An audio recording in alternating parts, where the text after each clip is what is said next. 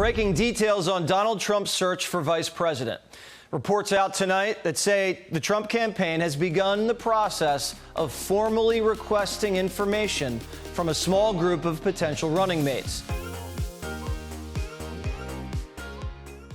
Late yesterday, it was announced, it was revealed, it was maybe leaked, that the Trump campaign has asked for official paperwork filings and vetting from a handful of Republicans to be the running mate for Donald Trump on the Republican ticket.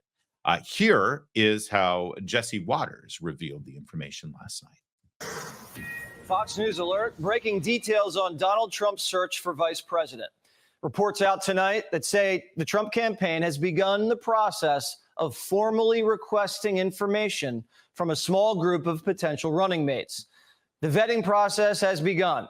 The potential candidates are North Dakota Governor Doug Burgum, Florida Senator Marco Rubio, and Ohio Senator J.D. Vance.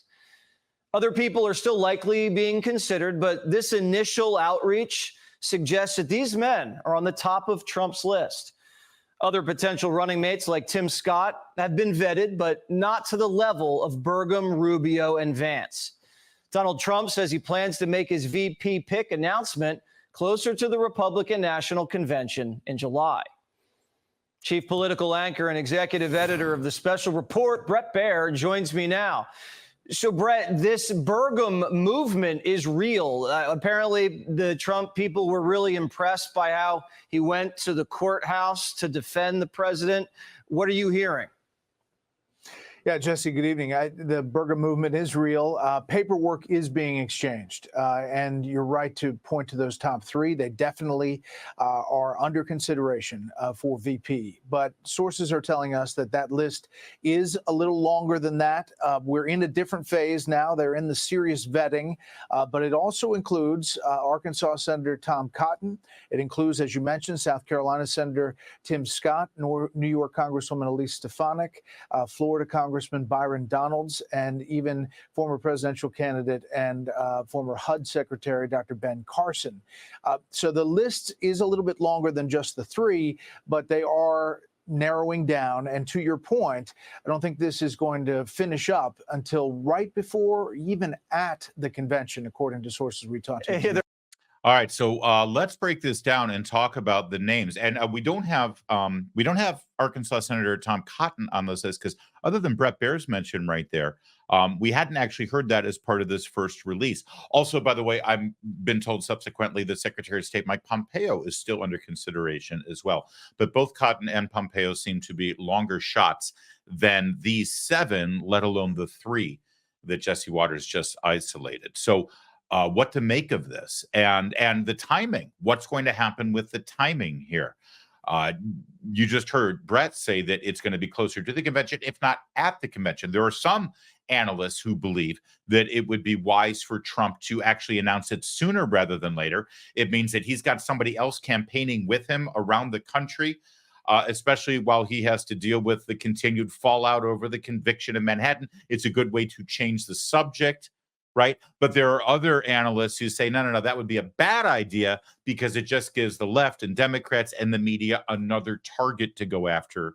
And you want to keep that until later. And honestly, the way the polls are showing right now that Donald Trump has felt no negative repercussions from the conviction in New York. In fact, there's a couple of polls that show that he got a bounce out of being convicted, that he doesn't need to change the subject. He should continue to ride what he's got right now. Either way, the convention is scheduled for the week of July 11th. That's the second week of July. And so that means he's got 5 weeks before the convention. He's got to do it by the convention, though. That's when the actual official nomination process will occur. 8 years ago with Mike Pence, he made that decision the week of the convention. That's when that announcement was made. I believe it was the weekend right before the convention. All right, so here's who we've got. Let's start with Burgum, who seems to be sort of the least known of all of these guys. I mean, could anybody tell me who the governor of North Dakota was before the presidential primaries when he decided to run for president? It became kind of a punchline. It's like, oh, okay, the Doug Burgum, the governor of North Dakota, is going to run. Who's he? But he actually impressed quite a few people during the debates, especially considering he didn't have a whole lot of name recognition. What you learn about him, or what you know about him, number one, is that he did run as a huge supporter of Donald Trump and a very loyal supporter of Donald Trump. He also is an expert when it comes to energy. He's a self-made man, a rich man, and he made most of his money in the oil and gas field.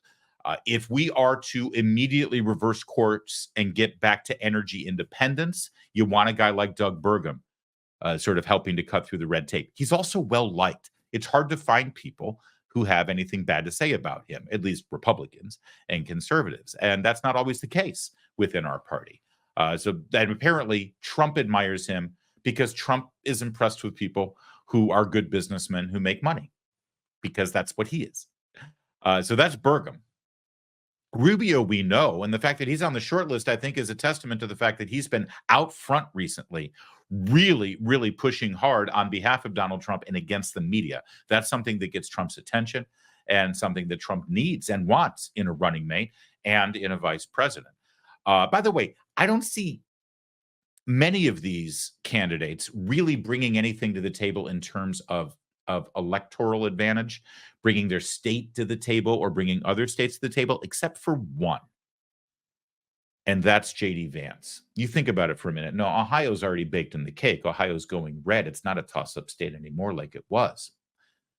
But you get J.D. Vance on board and you send him, the entire campaign, he spends all of his time in Wisconsin, Michigan, and in Western Pennsylvania. That could be electoral magic. J.D. Vance gets it. J.D. Vance, out of all these people, J.D. Vance is probably the one with America First kind of policies in his veins, in his DNA. His experience researching and writing Hillbilly Elegy, and the fact that that book spoke to so many of those voters in that area, in the Rust Belt, who had voted for Barack Obama and flipped to vote for Donald Trump. Well, those guys weren't there in Pennsylvania, Michigan, and Wisconsin in 2020. Trump's got to get them back, and maybe J.D. Vance is the one to bring them back. Also, one advantage J.D. Vance has is, even though he's a senator, he's a new senator. He's only been in Washington, D.C. for less than a year, so he's not tainted by the swamp. And that's a good thing. Ben Carson is a great guy, and everybody likes him. And he ran for president, and he was in the cabinet for Donald Trump. In fact, one of the few people who stayed the entire 4 years as a Secretary of Housing and Urban Development. He's got a great life story. I don't see it. I just don't think it's happening. And I don't know if he's got the fight in him. And you need somebody with fight. I'll tell you who does have fight: Elise Stefanik. Elise Stefanik from New York has been a champion on behalf of finding out and rooting out the corruption in the intelligence communities and the FBI. She was the first one to call out James Comey during the whole Russian collusion fiasco, because James Comey had not briefed the leadership in Congress about the surveillance of Donald Trump. That's a violation of law. And I remember it was Elise Stefanik, who I believe was a freshman congresswoman at the time in 2017, calling Comey out on that at the House Intel Committee. She's recently been a champion on behalf of education reform. As you know, she's the one who brought in the presidents of Harvard and MIT and Pennsylvania, UPenn. She's the one who's been calling them out on the goings-on against Jewish students on campus. She's been great. And get this, I'm told that you got to get a woman on the ticket because that'll appeal to suburban housewives. Here's the cool thing about Elise Stefanik. She looks like a suburban housewife. She is a suburban housewife. She's not one of those sort of va-va-voom, glammed up women that often get picked as Republican. Well, Kristi Noem's one of the types, right? I mean, you see Kristi Noem on television, it's like, wow, she looks fabulous. She looks like she could be a TV star. I don't know if that's the type that appeals to suburban housewives. Elise Stefanik, I mean, she's just a regular gal. I like that about her. She's whip smart too. Here's the problem with Elise Stefanik. She's a New York Republican. New York Republicans are not necessarily the most conservative Republicans. In fact, if you go to CPAC and look at her conservative rating, she's like 55, 56, 57% in terms of her votes. A lot of her votes are not as conservative as you might want them to be. And as a conservative, I want someone who's going to be a more solid person there, being a heartbeat away from the presidency. But she's great. I love her. Don't get me wrong. Tim Scott, everybody likes Tim Scott. He's incredibly appealing. I got to tell you, I flew down to South Carolina like 2 months ago to Charleston, and he was sitting like 2 rows ahead of me. And walking through the airport, it's amazing. All the people in Charleston, everybody yells at him. Everyone waves at him. Everyone loves this guy. I've been on a plane with him twice, actually. Back in 2016, he was actually campaigning for Marco Rubio. And we were heading up to New Hampshire together from Washington, D.C. And I had a great time talking with him. He's just a really kind, affable, smart man who is a good politician. And by the way, of all of these candidates, he's the one who speaks best to the evangelical vote. The Christian conservatives in the Republican Party, he speaks their language. He's good at that. He's a good campaigner. We'll see. I'm glad he's on the list. I don't know if he's got enough to pull it across the finish line.